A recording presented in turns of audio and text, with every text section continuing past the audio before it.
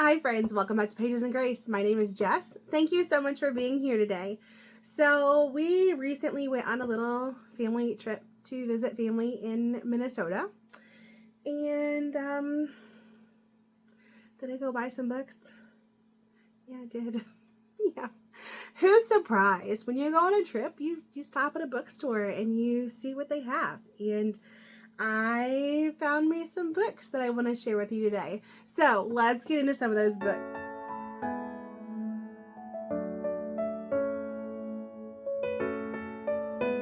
Okay, so to start with, I want to talk about two books that I got just before we went on our trip to Minnesota. I put in an order from Baker Book House, and I got those books about a week before we left.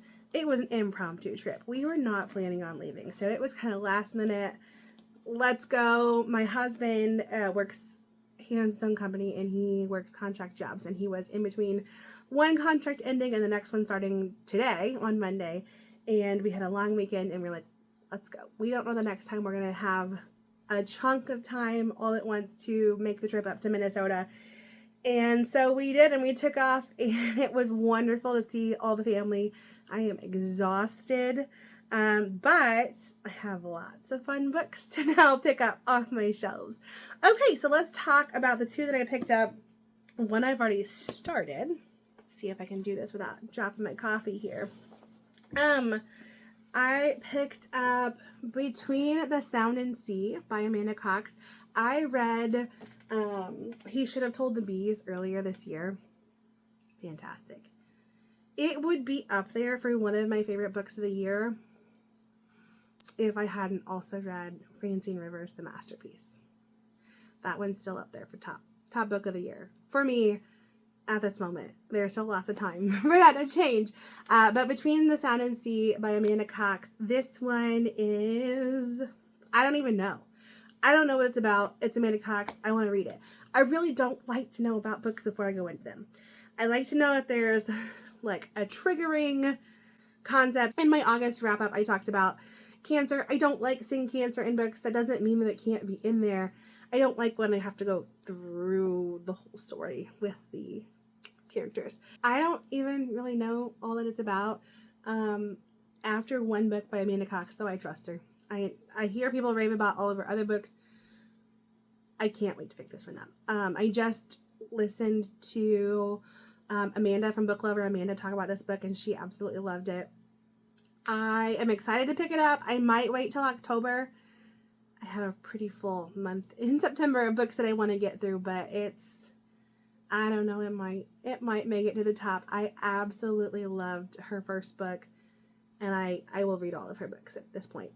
The other book I picked up from Baker Book House was For a Lifetime by Gabriel Meyer. If you haven't started this series, go do it. You don't need to know anything else, just go pick it up. It is so good.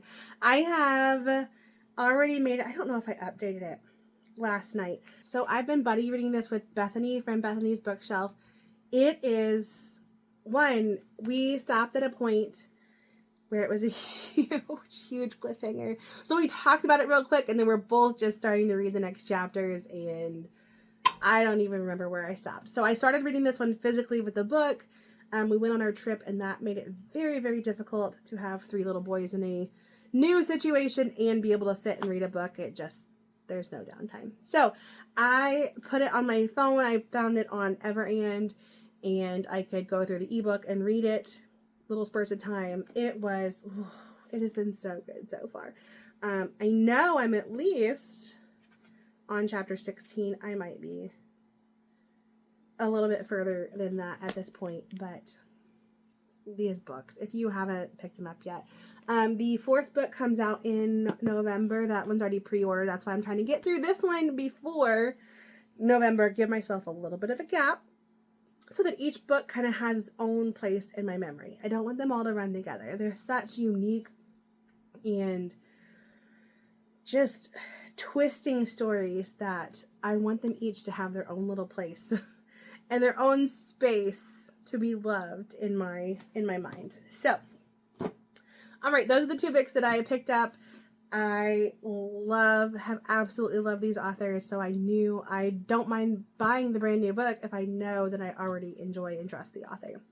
The next few books, let's see. I did pick up one new book. So in Minnesota, when we go, we love this little bookshop in Alexandria, Minnesota. Cherry Street Bookshop. If you're ever in that area, I highly, highly recommend it. They do such a good job of having many different types of books, but really good books in each category. So our localist bookstore, we live in a very rural area, so the closest bookstore is about a 50-minute drive from us, and even then I wouldn't say that the books are what I'm looking for. And so there's not a huge Christian fiction section. The romance is very mainstream. So we do have a local bookstore. It's just not my favorite, and there's not a lot of other options in our area. So when I find a good independent bookstore that I enjoy, we go there every chance we get, which is a couple times a year. And I found one book that I got new, and then they actually had a lot of good used books this time, so I picked up a few of those as well. The book that I picked up new, I have no idea this author. I have no idea the content in here, language. This is not a recommendation. This is a, hey, I saw this book and I picked it up. The 29th Day by Alex Messenger, surviving a grizzly attack in the Canadian tundra. I love survival stories. I love being in nature and the survival aspect of it. A 600-mile canoe trip in the Canadian wilderness is a 17-year-old's dream adventure. But after he is mauled by a grizzly bear, it's all about staying alive. Whew! It's Wall Street Journal bestseller, finalist for the Minnesota Book Award. Man, I'm glad I didn't read this before I went on all my trips to Colorado and hiking in the mountains, because this would have terrified me. But I do not plan on doing that anytime soon, and so here we are. I love, like I said, I love a good survival story. It looked intriguing. I love finding books that are local. Now, I'm not a local Minnesotan. I did not grow up in Minnesota. I grew up here in Missouri, but I love learning more about that area where my husband grew up and that we visit so frequently. We'll see how that one turns out. So I have a few children's books, and I'm not going to go into detail. I'll just show you quickly. I love finding used kids books because, like I've mentioned before, books in my house that the kids are able to access, I buy them with the intention that they're going to be loved and used, and there is always a potential that book is loved in excess. And so I try to find them used as much as possible. A lot of these books I got from, I think, Goodwill. They had an excellent Goodwill. Side tangent, Goodwill sometimes prices their books locally to me, they price their books out of me purchasing them. One of these, like, I Can Read books, this one isn't, but it's that same size book where I can buy it brand new for $4.99 on Amazon. And when Goodwill starts going through books, when they start going through books and saying these are the popular books that are more expensive, and they put a $4.99 sticker on a book like this, and I say no thank you. $2 is still a lot for a book. It's tiny. I'm just stocking up on books for my son when he is in the process of starting to learn how to read. Their Goodwill has a lot better prices than mine local to me. And so I always like to look through their used kids books to see what they have. There are so many books, more books than in my area that I can find. So I just went through, picked out, I tried to limit myself, but I went a little crazy. So I've been stocking up on some of these I Can Read or my first reading kind of books for my son. One, his attention span listening to books is minimal. So if I can find a book that has minimal words, but is still a higher level content, I pick them up. He doesn't need baby books, but he needs books he can focus on. I am collecting these I Can Read or something along that line of books that have like one line per page with a big, interesting picture. You know, a couple lines on that page. So on this one, I've got Giving Thanks, and these were like $1.50, if that. Much more within the price range that I want to pay for a book of that size. Daniel and the Lions. These are all going to glare. I'm sorry. Adam and Eve.